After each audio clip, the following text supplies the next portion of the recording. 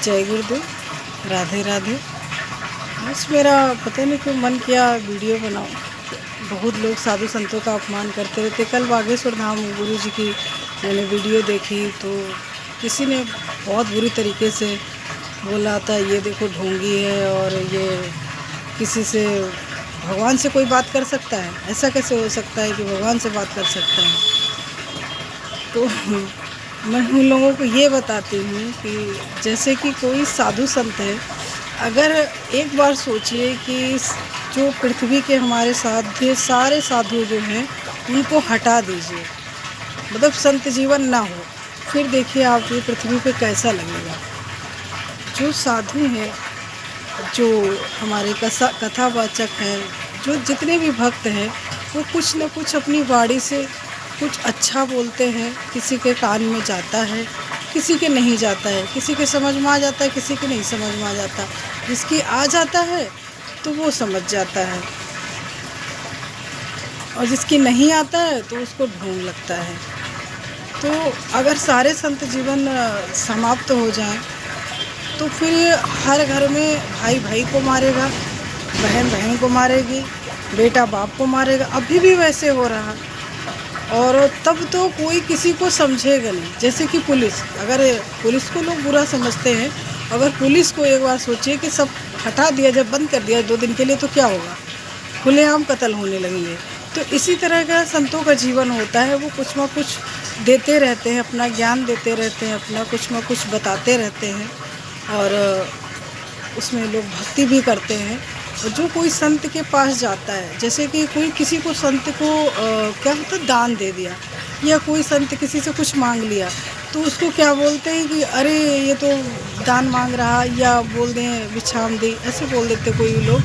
तो अगर आप किसी संत के पास जाते हो तो गृहस्थ जीवन और संत जीवन, अगर दोनों में से दोनों के एक दूसरे के संपूरक हैं। अगर गृहस्थ जीवन है और सारे अगर ग्रस्त बन गए तो भी पृथ्वी नहीं चल पाएगी, अगर सारे संत बन गए तो भी नहीं पृथ्वी चल जाएगी।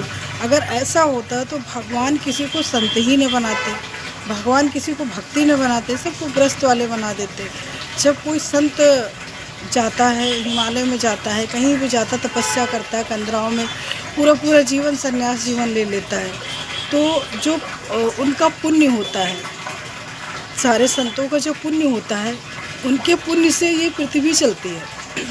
अगर सारे जो गृहस्थ वाले हैं जब संतों के पास जाते हैं तो जो उन्होंने 10 रुपया, 100 रुपया, 500 रुपया, या मतलब खाना चावल जो भी दान कर दिया, तो उनके हिस्से का जो पुण्य संतों का होता है उनके पास चला जाता। अगर ना भी दें तो भी विष्णु भगवान उनके हिस्से का पुण्य जो गृहस्थ वाले हैं उनको दे देते। तो इसलिए जीवन तो दोनों से ही चलता है, ना संत खराब है और ना तो आप गृहस्थ वाले खराब हो। अगर गृहस्थ वाले नहीं होंगे तो संत का पालन पोषण कैसे करेंगे? क्योंकि संत तो काम करता नहीं, वो तो रात भर साधना करता, भगवान का भजन करता, तो उसका पेट कैसे भरेगा?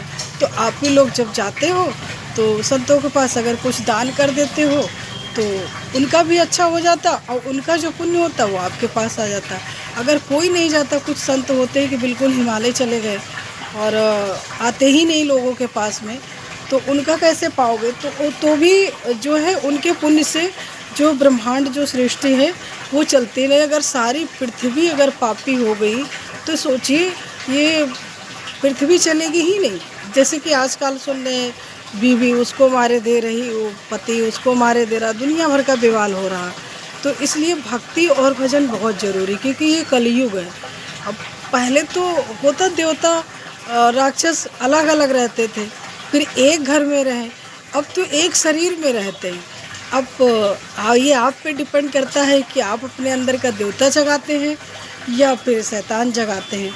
अगर आपके घर में लड़ाई हो रहा है, झगड़ा हो रहा, मारपीट हो रहा, पति पत्नी बन नहीं रही है, बेटा बेटे में नहीं बने, तो सोचिए कि आप कलयुग में जी रहे हैं। और अगर आप शांति से जीवन बिता रहे हैं, आपके बच्चे अच्छे हैं, आप भक्त हैं, आप भजन करते हैं, आप साधनाएं करते हैं, तो क्या है, आप सतयुग में जी रहे हैं। सतयुग और कलयुग, इस कलयुग में आपके शरीर में ही है। आप आनंदित होते हैं जब साधना करते हैं, मंत्र जाप करते हैं तो आनंद आता है। तो समझ लीजिए आप सतयुग में जी रहे हैं, क्योंकि आपको कोई टेंशन नहीं है, कल क्या होगा इसकी भी नहीं टेंशन, कल पैसे नहीं इसकी भी नहीं टेंशन होती। और जब आप कलयुग में जीते हैं तो बहुत सारा भाड़ आपके ऊपर आ जाता है कि अरे कल क्या होगा, बेटी का क्या होगा, बेटे का क्या होगा, कम पैसे हैं, घर खरीदना है, या हमें जिनके पास एक है वो सोचते दो खरीद ले, दो हैं तो चार खरीद ले। और जब संत जीवन में आ जाते हो, जब आप भजन करते हो, तो धीरे धीरे धीरे धीरे इतनी संतुष्टि होने लगती कि कोई चीज़ सताती नहीं और चीज़ें अपने आप आती हैं, अपने आप ही सब कुछ होने लगेगा। आप भूखे भी नहीं रहोगे, आपके कार्य भी सारे होते रहे। तो इसलिए भक्ति करें और किसी का अपमान मत करें। और लोग जो संतों का अपमान करते बहुत गलत करते हैं, क्योंकि वो आपको पता नहीं बहुत कुछ देते हैं, बहुत कुछ देते हैं, वो कमाते ही आपके लिए हैं।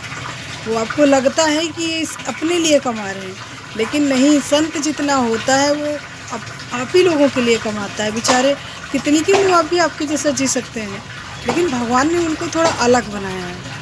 तो जब अलग बनाया तो इसका मतलब भगवान की इच्छा है। तो आप जब उनका अपमान करते हो तो इसका मतलब भगवान का निरादर करते हो। राधे राधे।